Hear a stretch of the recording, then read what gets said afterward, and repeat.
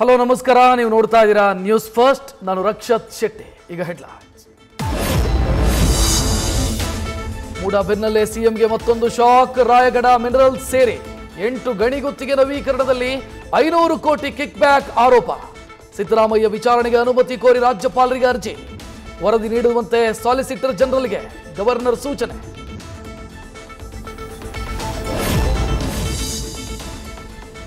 ಬೆಂಗಳೂರಿಗರಿಗೆ ಕುಡಿಯುವ ನೀರು ಆಗಲಿದೆ ದುಬಾರಿ. ಗೃಹ ಬಳಕೆದಾರರಿಗೆ ಪ್ರತಿ ತಿಂಗಳು 20 ರಿಂದ 30 ರೂಪಾಯಿ ಹೊರೆ ಸಾಧ್ಯತೆ. ಮೇ 1ರಿಂದ ಜಾರಿಯಾಗಲಿದೆ ಪರಿಷ್ಕೃತ ದರಗಳು.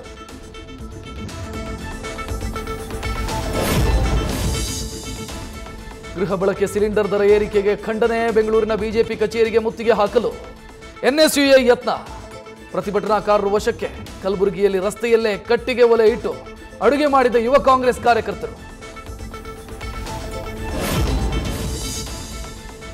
ಮೈತ್ರಿಯಲ್ಲಿದ್ದರೂ ಸರ್ಕಾರದ ವಿರುದ್ಧ ಪ್ರತ್ಯೇಕ ಹೋರಾಟ. ರಾಜ್ಯ ಬಿಜೆಪಿ ನಡೆಗೆ ಕುಮಾರಸ್ವಾಮಿ ಅಸಮಾಧಾನ.